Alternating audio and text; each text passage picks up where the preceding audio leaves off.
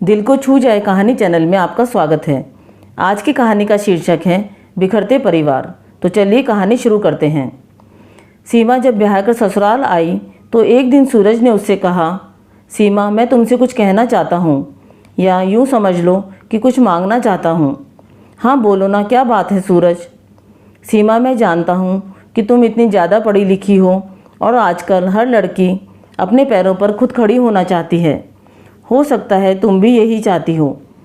सूरज तुम कहना क्या चाहते हो, मुझे खुलकर बताओ। सीमा यदि हो सके तो तुम नौकरी मत करना। माँ का पूरा जीवन ही बीत गया सबके लिए करते हुए।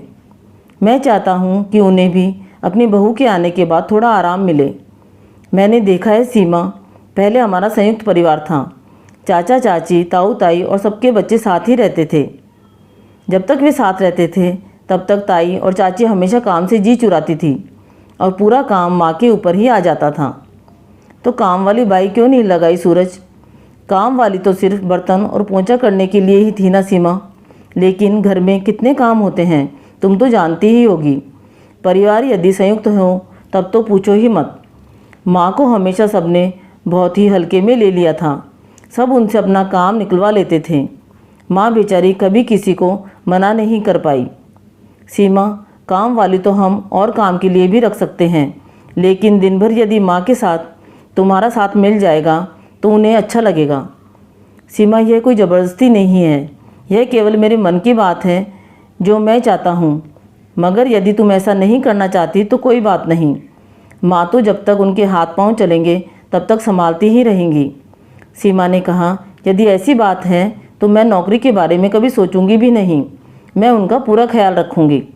सूरज ने खुश होते हुए कहा, थैंक यू सीमा, लेकिन तुम घर से जो चाहो कर सकती हो जिसमें तुम्हें रुचि हो। सीमा ने इसके बाद नौकरी के विषय में कभी नहीं सोचा। वह 11वीं और 12वीं के बच्चों को ट्यूशन लेने लगी। घर के कामकाज के बाद वह बच्चों को ट्यूशन पढ़ाती और इससे अच्छे खासे पैसे भी मिल जाते थे।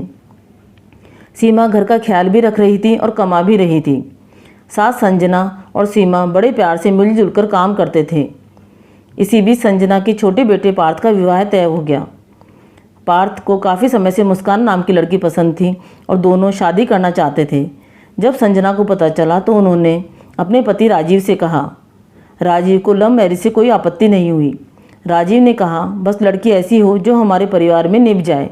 मैं यही चाहता हूँ कि तुम्हारी तरह सीमा का हाल ना हो। बस दोनों परिवारों की सहमति से मुस्कान और पार्थ का विवाह हो गया। संजना केवल इतना चाहती थी कि जैसे सीमा परिवार में घुल मिल गई है वैसे ही मुस्कान भी घुल मिल जाए, लेकिन वैसा नहीं हुआ। छोटी बहू मुस्कान सीमा से एकदम अलग थी। मुस्कान ने पहले दिन से ही अपना रंग दिखाना शुरू कर दिया। वह बहुत कामचोर थी। रोज़ आराम से सोकर उठती, अपने कमरे से बाहर आती और डाइनिंग टेबल पर नाश्ता करने के लिए बैठ जाती। ऑफिस के लिए सूरज और पार्थ के साथ अब मुस्कान का भी टिफ़िन लगने लगा था। दोनों सास और बड़ी बहू रसोई में लगी रहती, लेकिन मुस्कान रसोई में जाकर भी नहीं देखती थी। रात के भोजन के समय भी मुस्कान मदद करने नहीं आती थी। अपने कमरे में जाकर आराम करने लगती। सभी यही सोचते रहे कि अभी नई है, सब सीख जाएगी। यह सब देख सास संजना के अंदर ज्वाला जल रही थी। वह महसूस कर रही थी कि बड़ी बहू सीमा अकेली ही पिसती जा रही है। संजना घर की शांति भंग नहीं करना चाहती थी, लेकिन वह इस शांति के चक्कर में सीमा के साथ भेदभाव नहीं होने दे सकती थी। संजना ने सोचा वह खुद मुस्कान से बात करेगी। सीमा की तरफ जब भी संजना देखती तो उसको उसके रूप में वह स्वयं ही दिखाई देती, कोल्हू के बैल की तरह जूती हुई। एक दिन सास ने मुस्कान को आवाज़ लगाते हुए कहा, मुस्कान बेटा ज़रा मेरे कमरे में आओ। मुस्कान पहुंची और बोली, हाँ माँ बोलो ना, ऐसी क्या बात है? देखो मुस्कान, हमारे घर में हम सब एक संयुक्त परिवार में रहते हैं और यहाँ पर सभी का कर्तव्य है कि सब मिलजुल कर काम करें। किसी एक पर काम का बोझ डाल देना सही नहीं है। तुम्हें भी हाथ बटाना चाहिए। माँ हाथ ही तो बटा रही हूँ। मैं ऑफिस जाकर बाहर का काम संभाल लेती हूँ और सीमा भाभी घर का। नहीं बेटा, तुम नौकरी अपनी खुशी के लिए कर रही हो। सीमा भी तुम्हारी जितनी पढ़ी लिखी है, पर घर की जवाबदारियों के कारण उसने नौकरी नहीं की। तो माँ एक काम वाली और रख लेते हैं ना, पैसे मैं दे दूँगी। बात पैसे की नहीं है, सबने शुरू से ही घर का अपने हाथों का बना हुआ स्वादिष्ट भोजन ही खाया है। ठीक है माँ, मैं आपकी बातों का ध्यान रखूँगी। गुस्से में तिलमिलाती मुस्कान अपने कमरे में चली गई। पार्थ ने उससे पूछा, क्या हुआ मुस्कान, बड़े गुस्से में लग रही हो। अब तुम्हारे घर वाले मुझे ताना मारने लगे हैं, मैं काम नहीं करती हूँ। अरे तो काम वाले रख लो ना। हाँ मैंने भी यही कहा था, लेकिन माँ ने मना कर दिया। मैं समझा दूंगा माँ को, तुम मूड खराब मत करो। एक हफ्ता यूं ही गुजर गया। मुस्कान ने सास की बातों पर कोई ध्यान नहीं दिया। छोटे बेटे पार्थ ने माँ से कहा, माँ मुस्कान कह रही थी कि माँ काम काज की वजह से आप उससे नाराज़ हैं। बेटा नाराज़ नहीं थी, प्यार से समझा रही थी कि एक के कंधों पर पूरा काम नहीं होना चाहिए। माँ तो एक दो काम वाली और रख लो। बेटा तुम चिंता मत करो, मैं सब संभाल लूँगी। यह सब सुनकर तुरंत ही सीमा उनके पास आई और कहा, अरे छोड़ो ना माँ, मुस्कान अभी छोटी है। सास ने सीमा से कहा, बेटा यही गलती तो मैंने भी की थी, इसलिए सभी ने मेरा फ़ायदा उठाया। मैं हमेशा पिसती रही। वे सब अपने परिवार के साथ घूमने जाते रहे। सब कहते संजना बहुत अच्छी है, घरेलू है, लेकिन बेटा मैं नहीं चाहती कि ये सब तुम्हारे साथ भी हो। पर माँ इस तरह घर में कलह होगी और पूरा परिवार टूट जाएगा। मैंने भी तो पूरे संयुक्त परिवार में हर सदस्य का काम अपने सामर्थ्य से बढ़ चढ़ कर किया, लेकिन आज क्या कोई है हमारे साथ? सब चले गए ना छोड़कर, मेरी अच्छाइयों को ताक में रखकर। नहीं माँ, हमें थोड़ा और इंतज़ार करना चाहिए। लेकिन सास ने अपनी बड़ी बहू के लिए अपनी चुप्पी तोड़ दी। अब वह मुस्कान को खुद ही काम करने के लिए कहने लगी। रात को सास ने मुस्कान को आवाज़ दी, मुस्कान सीमा को रोटी बनाने मदद कर दो और सब्जी काट दो। मुस्कान नाक मुंह चढ़ाकर ही सही कुछ दिन काम करती रही। फिर एक दिन चिढ़कर बोली, माँ मुझसे नहीं होगा, आपने कहा था ना माँ, काम वाली रख लो। अब रोज़ की कलह शुरू हो गई। पार्थ हमेशा मुस्कान की ही तरफदारी करता। एक दिन तो मुस्कान ने अपना गुस्सा सीमा के ऊपर उतार ही दिया और कहा, भाभी मैं सब समझती हूँ, आप ही माँ को भड़काती हो। सीमा की आंखों से आंसू बह रहे थे। यह सुनकर सास संजना का तो दिमाग खराब हो गया। उन्होंने कहा, मुस्कान तुम गलत सोच रही हो। सीमा ने मुझे कभी कुछ नहीं कहा, लेकिन मैं जिस चक्की में जीवन भर पिसती आई हूँ, उसी चक्की में सीमा को नहीं पिसने दे सकती। तुम्हें यदि ऐसा लगता है कि घर के काम में हाथ ना बटाकर तुम सही कर रही हो, तो तुम पार्थ को लेकर अलग रहने जा सकती हो। मुस्कान ने तुरंत ही पार्थ को आवाज़ लगाई, पार्थ देखो हमें तो घर से निकाला जा रहा है। पार्थ ने माँ से कहा, माँ मैं मुस्कान का अपमान हरगिज़ सहन नहीं करूँगा। अगले 4-5 दिनों में पार्थ ने रहने के लिए मकान ढूंढ लिया। मुस्कान तो चाहती ही यही थी। मुस्कान और पार्थ को जाते समय सीमा ने उन्हें रोकने की बहुत कोशिश की।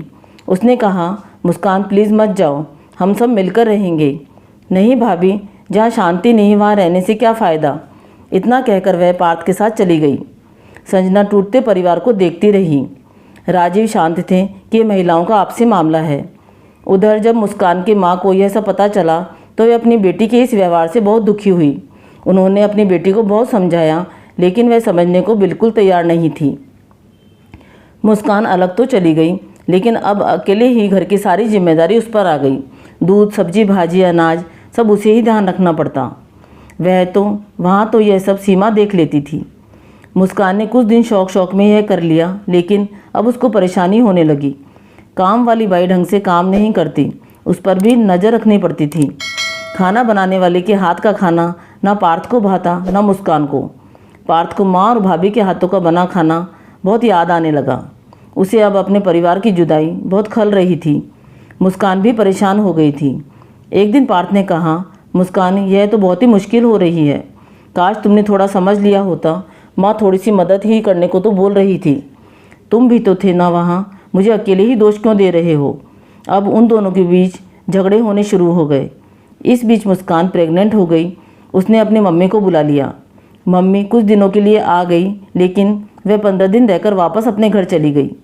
पार्थ कई बार शाम को माँ के पास आकर रात का खाना खाने लगा। जब उसने माँ को बताया कि मुस्कान प्रेग्नेंट है तो पूरे घर में खुशी की लहर दौड़ गई। माँ ने कहा, वहाँ उसका ख्याल रखने के लिए कोई नहीं है, यदि तुम दोनों चाहो तो यहाँ आकर रह सकते हो। पार्थ कुछ नहीं बोला। जब वह घर गया तो उसने मुस्कान से पूछा, मुस्कान क्या हम दोनों घर वापस चलें? ये क्या बोल रहे हो? अब इस तरह जाने में हमारी क्या पहले वाली इज्जत रह जाएगी? मैं जाने के लिए बिल्कुल तैयार नहीं हूँ। संजना और सीमा जानते थे कि मुस्कान का अभिमान उसे वापस नहीं आने देगा। उन्होंने हर रोज़ पार्थ के साथ मुस्कान के लिए कुछ ना कुछ उसकी पसंद का बनाकर भेजना शुरू कर दिया। मुस्कान ने फिर अपनी मम्मी को आने के लिए फ़ोन लगाना शुरू किया।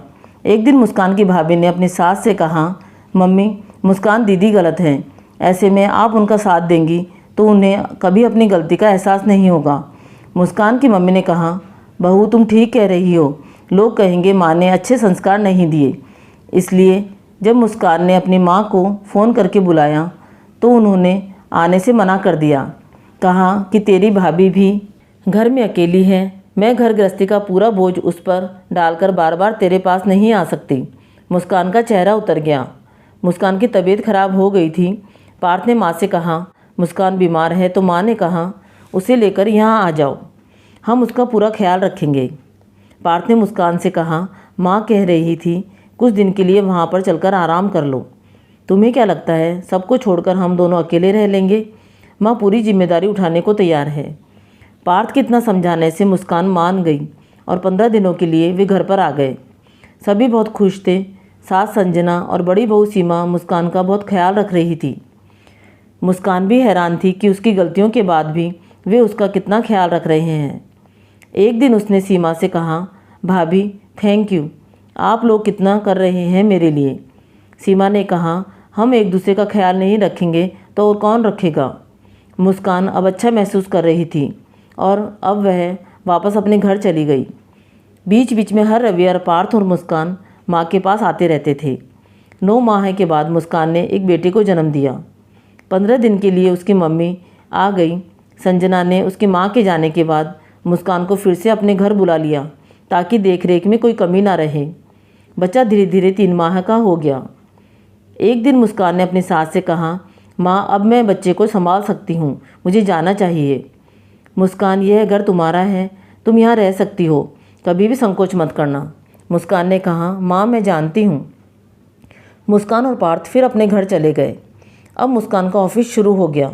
मुस्कान के सामने सबसे बड़ी परेशानी ये आ गई कि ऑफिस जाने के बाद घर में उसके बच्चे को कौन संभालेगा। मुस्कान ने अपनी माँ को फ़ोन किया कि क्या वह ऑफिस के समय अपने बच्चे को वहाँ छोड़ जाए, लेकिन मुस्कान की माँ मुस्कान को उसकी गलती का एहसास कराना चाहती थी, इसलिए उन्होंने अपनी बीमारी का बहाना बनाकर उसे मना कर दिया। मुस्कान के पास अपने बच्चे को अपने ससुराल छोड़ जाने के अलावा और कोई चारा नहीं था। बच्चे को ऑफिस जाते समय मुस्कान ससुराल में छोड़ देती। संजना और सीमा बच्चे का पूरा ख्याल रखते। धीरे धीरे बच्चे की सारी जवाबदारी संजना और सीमा पर ही आ गई। एक दिन मुस्कान ऑफिस से सीधे अपनी माँ के घर आई। वह डोरबेल बजाने ही वाली थी कि उसे भाभी की आवाज़ आई। वह मम्मी से कह रही थी, गलती तो मुस्कान दीदी की है, चिंटू की सारी जवाबदारी सीमा भाभी और आंटी पर ही तो है। मुस्कान दीदी तो चिंटू को छोड़कर सुबह ऑफिस चली जाती हैं। ये लोग तो बहुत अच्छे हैं मम्मी, जो दीदी के इतने ख़राब व्यवहार के बावजूद भी ये सब कर रहे हैं। अपनी मम्मी और भाभी का यह वार्तालाप सुनकर मुस्कान की रूह काँप गई। उसका हाथ अपने आप ही डोरबेल से नीचे आ गया और वह उल्टे पाँव वहाँ से चली गई। वह रात भर सो नहीं पाई। उसे बार बार वही शब्द कानों में सुनाई दे रहे थे। उन शब्दों की गूंज उसके मन मस्तिष्क को भेद रही थी। वह सुबह उठी और उसने पार्थ से कहा, पार्थ मुझे घर ले चलो इसी वक्त। क्या हुआ मुस्कान, काफ़ी उदास दिख रही हो। पार्थ प्लीज़ कुछ मत पूछो, मुझे घर ले चलो। ठीक है मुस्कान, चलो। चिंटू को गोद में उठाकर मुस्कान पार्थ के साथ निकल गई। घर के नज़दीक ही पहुंचकर उसने चिंटू को सास को गोद में देते हुए कहा, माँ यह लो आपका पोता, मैं रसोई में जा रही हूँ सीमा भाभी की मदद करने। संजना भौचक्की होकर सुन रही थी और देख भी रही थी। मुस्कान फिर रसोई में गई जहाँ सीमा खाना बना रही थी। मुस्कान ने कहा, भाभी हटो, आज से रोज़ मैं भी आपको गर्मा गर्म रोटी बनाकर खिलाऊंगी जैसे आप सबको खिलाती हो। सीमा ने उसकी तरफ देखा तो मुस्कान की आंखों से आंसू बह रहे थे, जिसमें उन आंसुओं के साथ उसका पूरा अभिमान पिघलता हुआ बहुत साफ दिखाई दे रहा था। आंखों में वह अपनापन था जो इससे पहले कभी नहीं दिखाई दिया। सीमा ने कहा, मेरी छोटी बहना पगली, रो क्यों रही हो? आज तो मेरी मुस्कान बड़ी हो गई है, समझदार हो गई है। कहते हुए सीमा ने उसे सीने से लगा लिया। चिंटू को गोद में लिए संजना रसोई के दरवाजे पर खड़ी यह दृश्य देख रही थी। तभी उसकी नज़र सीमा से मिली। तब सीमा ने कहा, देखो माँ, मैं कहती थी ना कि मुस्कान अभी छोटी है, धीरे धीरे सब समझ जाएगी। आज हमारी मुस्कान बड़ी हो गई है माँ, और समझदार भी। मुस्कान ने झुककर सास के पैर छुए और कहा, माँ मैं गलत थी, अब मुझे समझ आ गया कि अकेले रहना कितना मुश्किल है। यदि परिवार का साथ हो तो हर चीज़ आसान लगने लगती है। माँ मुझे माफ़ कर दो, मैं स्वार्थी हो गई थी। मेरा करने में हमारा शब्द तो मैं भूल ही गई थी। आज यदि कोई चिंटू को मुझसे दूर कर दे तो यह सोचकर भी मेरी रूह काँप जाती है और मैं पागल पार्थ को आपसे दूर करने चली थी।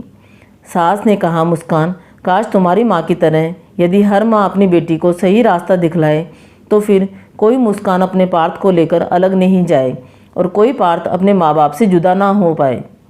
आज हमारे समाज के टूटते बिखरते परिवारों में हर माँ और हर बेटी यदि थोड़ी समझदारी, थोड़ा धैर्य और थोड़ा एडजस्टमेंट करना सीख जाए तो फिर हमारे परिवार नहीं टूटेंगे बल्कि और मजबूत होंगे, जिनमें रहना स्वर्ग की अनुभूति करने से कम नहीं होगा। आज हमारा परिवार उसी सुख को महसूस कर रहा है। मैं कितनी भाग्यशाली हूँ बेटा। अब मुझे क्या चिंता, अब तो हम दोनों दादा दादी बनकर दोनों के बच्चों को ही संभालेंगे, बाकी सब तो मेरी दोनों बेटियाँ ही संभाल लेंगी। अब मैं रसोई से रिटायर होकर दादी का फ़र्ज निभाऊंगी। अब तो एक नहीं, मुझे दो को संभालना होगा। मुस्कान ने दंग होते हुए पूछा, माँ यह क्या कह रही हैं आप? हाँ मुस्कान, अब तुम चाची बनने वाली हो, कल ही डॉक्टर ने बताया है। मुस्कान ने फिर से सीमा को गले लगा लिया।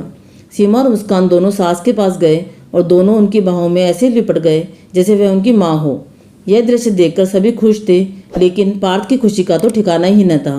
आपको ये कहानी पसंद आई तो कहानी को लाइक व शेयर करें। कहानी सुनने के लिए धन्यवाद।